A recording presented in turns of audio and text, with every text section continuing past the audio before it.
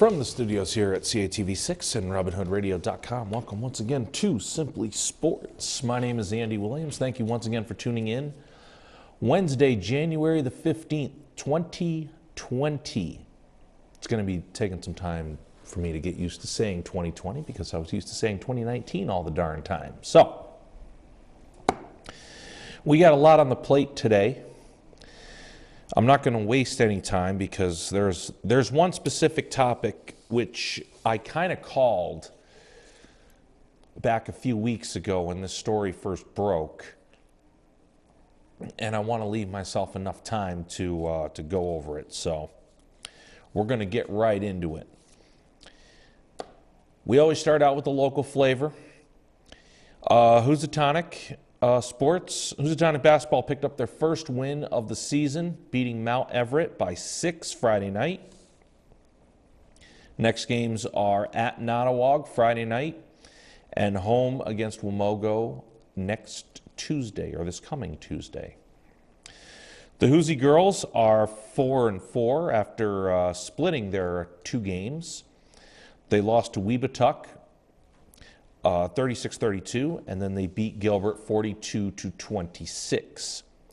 Their next games are home for Nottawag on Friday night and at Wamogo this coming Tuesday night. In Housatonic ice hockey, the Mountaineers beat their rivals Chippewa 3-1 in the race for the Berkshire Cup. However, they did lose another very hard-fought game in Enfield. They lost 4-3 in overtime, and then they lost to Hall 5-1. Their next game is next Monday, or this coming Monday. I keep getting the next and this, but yeah. A 1 p.m. start, matinee start against Woodstock Academy. So good luck to all Housatonic athletics going forward this week. National championship game Monday night. This goes to show that you don't have to have Alabama in the national championship game for it to be a good game. Now, I'm not taking a dig at Alabama. I'm just saying there can be a really good national championship game, and it doesn't have to involve Nick Saban and the Crimson Tide. LSU beat Clemson 42-25 after LSU spotted Clemson a 17-7 lead. Joe Burrow pretty much asserted his will after they were down 17-7. And proceeded to absolutely run roughshod on the Clemson defense. Now, I don't know if anybody noticed or not with this game in particular, but Clemson came out and they looked very, very nervous. And they looked very timid. And I had to watch the game again. Somebody pointed it out to me. One of my viewers, actually my boss over at Le Bon's, Eric Cyprus. He pointed it out to me that when Clemson's running trick plays on first down just to try to get the offense going, then you're in trouble. Now, I knew they ran a couple razzle-dazzle, but I didn't really realize that they were on first downs. So I had to go back and watch the game again. And lo and behold, he was right. And normally when that happens, that means you don't know what you're going to do. And that means bad news for your defense and your offense and your team in general, especially going up against a team like LSU. Hi, Monster. And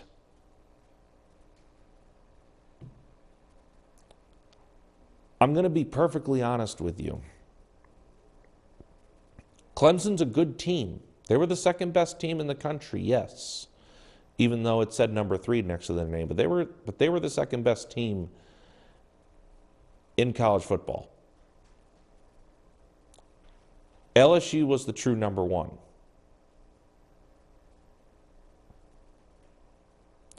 There was no questions. There was no doubt about it. 860-435, 860-824-4200, 860-824-4200 is how you get me here live in studio to talk to me live here on Simply Sports. 860-824-4200. Almost the slip of the tongue again on giving out my home phone number, but I'm not going to do that. So, Joe Burrow passed for over 5,000 yards. Had arguably the best season as a college football quarterback. The best ever? You could make the argument. Absolutely. However, would you say the best? I mean, you got to go back. I mean, you got to go way, way back. You know, Ty Detmer when he was with BYU, when he had that season. You know, Vince Young with Texas. You know, Cam Newton when he was with Auburn. I mean, yes, he accounted for, what was it, 70, at least 3/4 of the touchdowns scored by LSU, maybe more. Not to mention the fact that he passed for over 5,000 yards. But I think, now, do I think he's going to pan out in the NFL? Who knows? I think early on, yes, I think he will. But right now, it's hard to say. Right now, he's looking like a very good Cincinnati Bengal right now, who currently hold the number 1 pick. And if I'm the Cincinnati Bengals the day after the Super Bowl, I'm signing Joe Burrow to a major contract, no hesitation. You're my number 1 pick, and that's the end of it. I'm offering him at least $80 to $100 million,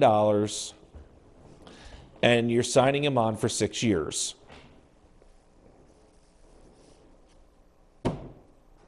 There's no doubt about it. He's a Heisman Trophy winner.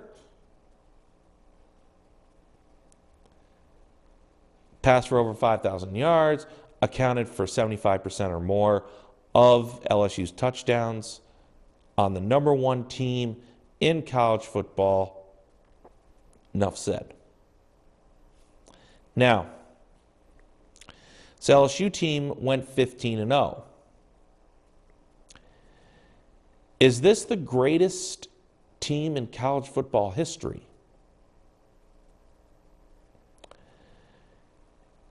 You got to go back now. Pick out one of the teams from that Alabama run. Pick out the team from when Miami had their run in the 90s. Nebraska, Oklahoma back in the 70s, Nebraska in the 80s. You know, did we witness one of the best teams, if not the best team in college football this year?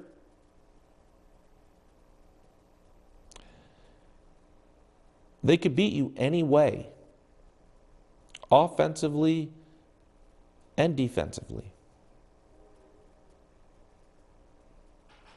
The only real close game that they had was against Alabama, but really the score indicated that it wasn't that close. If you really looked in the game. Yeah, they only beat Alabama in Tuscaloosa by 5, but LSU just dominated them from start to finish.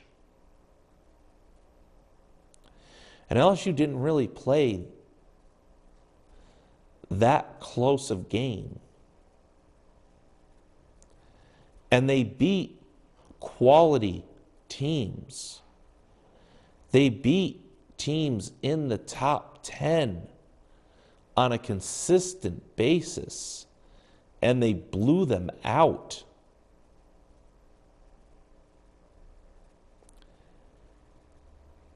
They made mincemeat of Oklahoma in the college football playoff. They beat the number 4 team in the land by 35. They beat the number 3, should be number 2 team in the land by 3 scores. So could you make that case in the 150th year of college football that this LSU team is the greatest team ever? Sure. They got a good argument for it. They really do. So, we'll leave it there. 860-824-4200, 860-824-4200 if you want to give a call to me and discuss sports live here on The Big Show. Okay. Before I get into the NFL, the matter at hand, the matter that's been dominating both sports news and national news across the board. Major League Baseball. Here is what happened. I said before that this whole sign stealing thing with the Houston Astros, when this story first came out, this was going to open up Pandora's box. And this was going to get blown way out of proportion. I don't think it was going to get blown way out of proportion, but it was going to get blown up. And I didn't think that you would, and I knew that you were going to see more cases besides Houston of sign stealing. Why? Because of technology. You can't, that's the day and age. Now look, the hard-nosed, old-school traditionalists in baseball need to come to grips with this day and age. They do. Baseball is driven by 2 things now. They're driven by analytics, and they're driven by technology. That's what baseball is drawn by right now. Yes, the players are bigger, they're faster, more muscle mass, yes. But there are primarily 2 things right now that are dominating baseball over the last 5 years. Analytics, technology.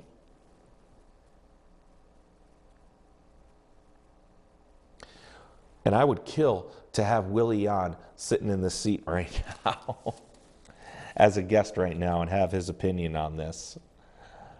But here's what happened. Major League Baseball suspended A.J. Hinch, the manager, and the general manager of the Houston Astros for 1 year. They fined the team $5 million, and they took away their draft picks in the first and second round of this upcoming season and next season, which is a pretty harsh penalty. But I don't think they went far enough.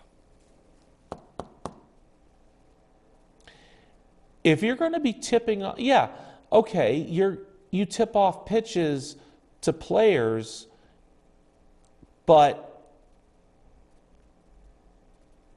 again, yeah, it goes all the way back to Little League and all the way back since the beginning of time when baseball players were stealing signs on a consistent basis. But now we're in a day and age where you can't do that. They don't have the technology like they did back in the day.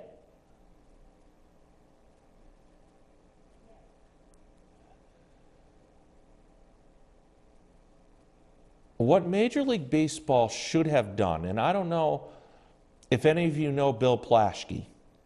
Bill Plaschke is an award-winning columnist from the LA Times, Los Angeles Times.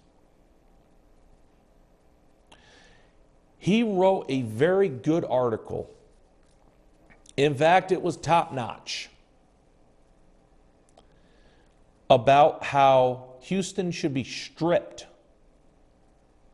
of the 2017 World Series championship. And I'll tell you what, I think they should be stripped of the title. I really do.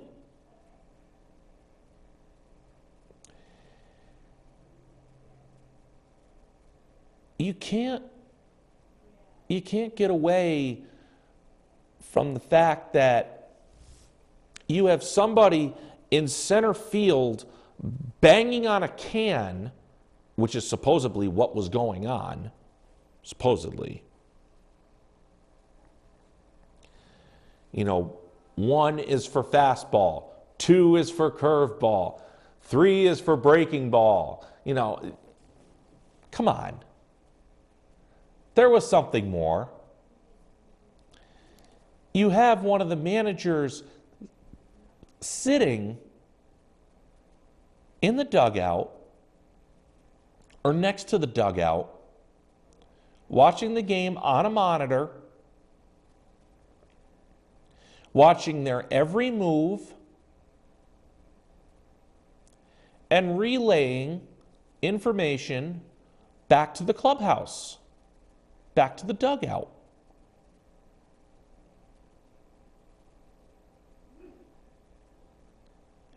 And some of the old school, you know, hard-nosed old school enthusiasts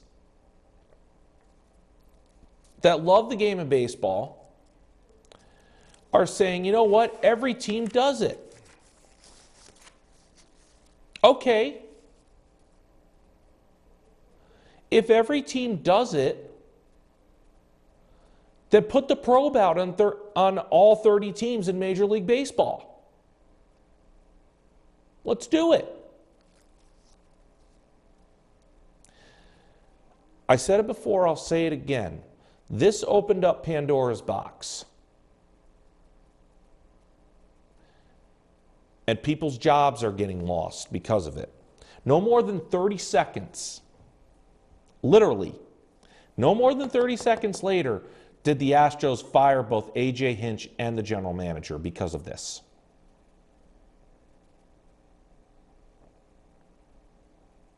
Not even 30 seconds. Now, when that was done, the investigation shifts over to Boston and the 2018 World Series championship win against the same LA Dodgers. And there seems to be one name that floated between both of those teams. Alex Cora. Alex Cora was involved in the 2017 sign stealing investigation.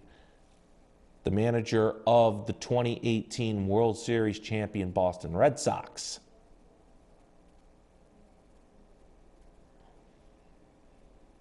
Boston and him mutually agreed to part ways. Mutually agreed. No. Boston just fired him to try to save face on whatever they have left. Because after Major League Baseball runs roughshod over the Boston Red Sox's 2018 season, there ain't going to be nothing left.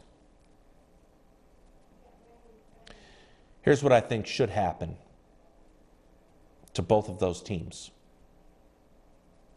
In a nutshell, I think the fines are right. Take away their draft picks. But I think that they need to strip their World Series championships away from them.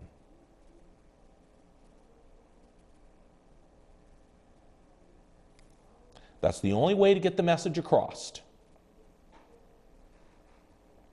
I hate to say it, but if you're going to make an impact and you're going to make an example, take what's near and dear to the team away from them. And that's a championship.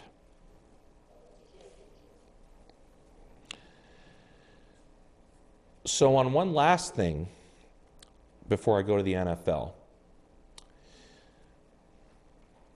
most likely now the investigation is going to be shifted over to the Mets, not necessarily the New York Mets team, but their manager, Carlos Beltran, who was involved in the 2017 scandal with the Houston Astros. And more likely than not, Carlos Beltran is going to be most likely fired from the New York Mets within the next week or two. You could put money on that. 860-824-4200, 860-824-4200.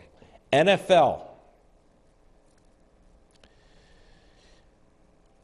Before I get into the four games, I skipped over it, and I apologize, and I see this person is watching. My Uncle Skip, who watches the show on a regular basis with the Vikings and the Saints in the wild card round. Was it pass interference? Yes, it was. Yes, there was grabbing, but when your arm extends to push off the defender, that is offensive pass interference. And the official was standing literally, I don't know, 6, 8 feet away.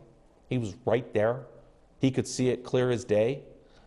And you swallow the whistle again. And you screw the Saints again for the third year in a row. I don't know. I just don't know. And how you don't call it offensive pass interference is beyond me. Because it was a clear push-off. It wasn't a stiff arm. It wasn't, below, it wasn't below. No, it was up high. It was like near the neck, at the V of the jersey. And he extended, pushed off, so Minnesota could get the catch. They moved on to San Francisco and promptly got their butts kicked. Dalvin Cook was a non-factor. San Francisco's defense absolutely they held Minnesota's running game to just 21 total rush yards. 21. That's it. They won 27-10 very comfortably, proving that that win in New Orleans was an absolute farce.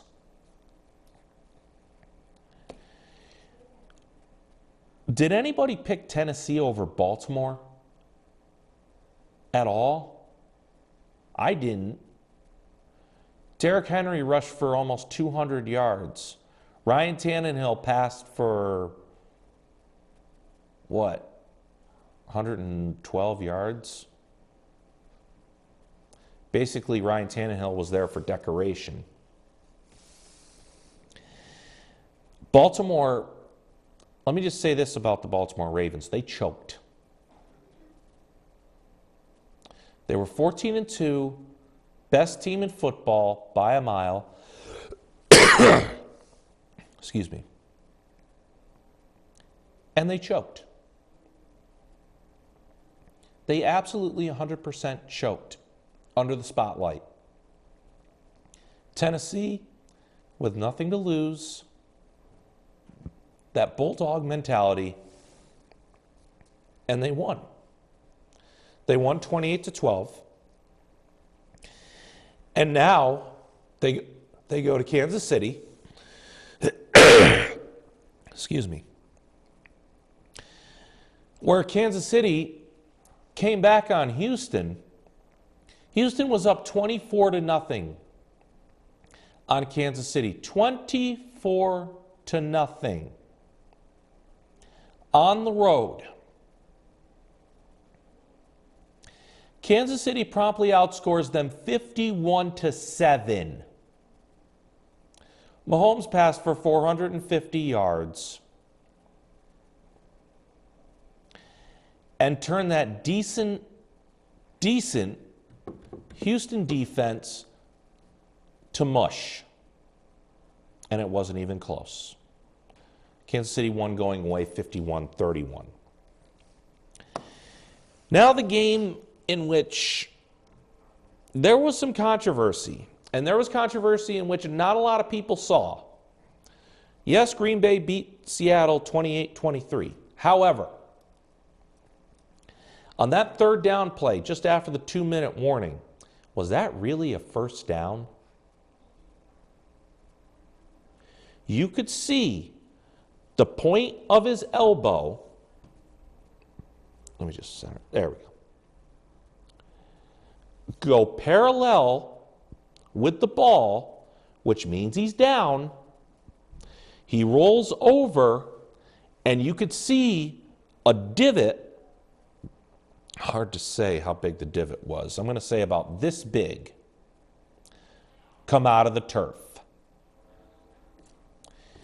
which was clearly where he should have been down, and he was short by about 2 feet. So it should have been fourth down. However, they reviewed it, and they said first down.